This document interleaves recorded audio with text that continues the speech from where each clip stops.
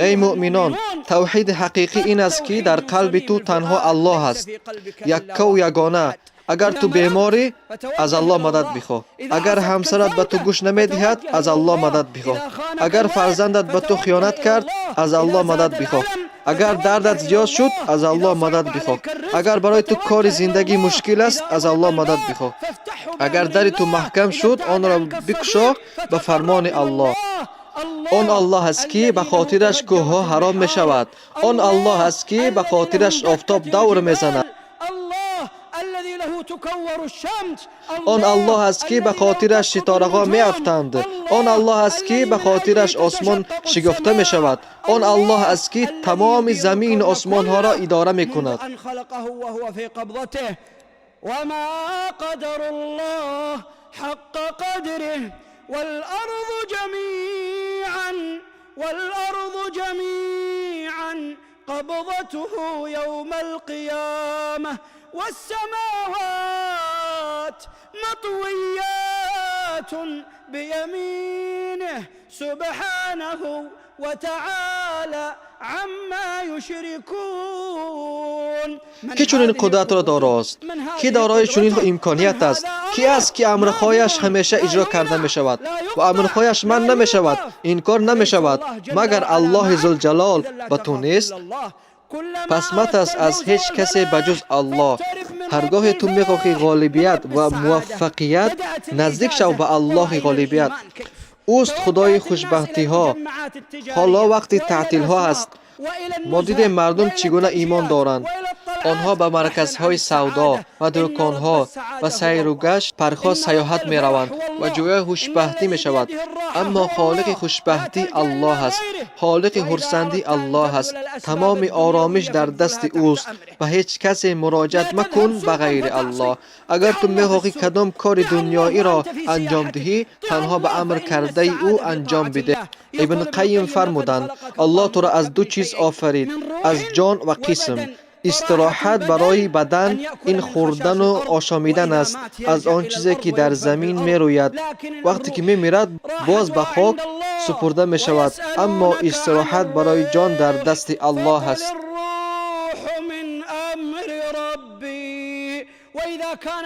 اگر روح در فرمان الله باشد، نه از زمین، پس خوشبختی نیز از جانب الله است.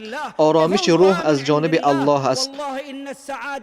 قسم به الله، خوشبختی علاقمند است به اطاعت کردن الله. خوشبختی در پول نیست. چقدر پولدارها هستند که نزد حافظای قرآن می آیند که برایشان قرآن خوانده شود. چقدر انسانها در منصب‌های بلند هستند که نزدیکانشان را می بیند دار می زند از بیماری خود. أصبح فيه حبل الوحدة وهروب من البشرية بعد أن كان يقول أصحابي بالآلاف. خوشبختی از جانب الله است.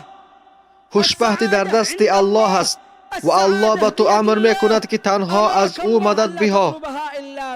من عمل صالحا من ذكر أو أنثى وهو مؤمن فلنحيينه حياة طيبة.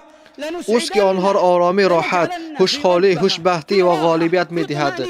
این گونه انسان می تواند از تحت دل بخندد و خرسند باشد به خدای خود، اما به شرطی که ایمان داشته باشد و عمل صالح انجام دهد.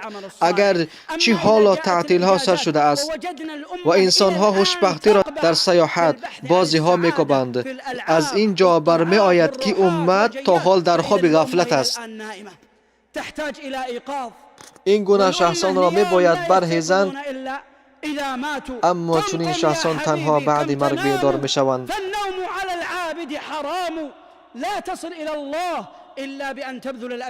الله در قرآن می فرماید والذین جاهدوا فینا لنهدینهم سبلنا وان الله لمع المحسنین. آنها مبارزه میبرند. مبارزه این قربانی هست و قربانی این کنار گذاشتن دوست داشته به خاطر دوست داشته ترین است. کنار گذار مقصدهای خود را به خاطر الله چیزی را قربانی کن که دلت میخواهد به خاطر الله و الله در عوض این به تو ایمان، راه راست، راهی که تو را به جنتش داخل میکند نصیب میگرداند.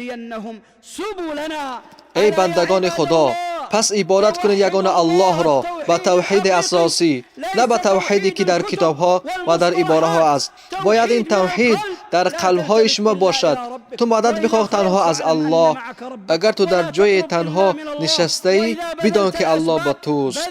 تو هر چیز را میخواهی به دست آری، بدان که آنها به کفالتند. تمام چیزها در دست الله است. برای شخصانی که ایمان دارند این کفالت است که مدد الله میرسد و تو غالب میگردی. ومن يتوكل على الله فهو حسبه إنما المؤمنون الذين إذا ذكر الله وجلت قلوبهم وإذا تليت عليهم آياته زادتهم إيمانا وعلى ربهم يتوكلون.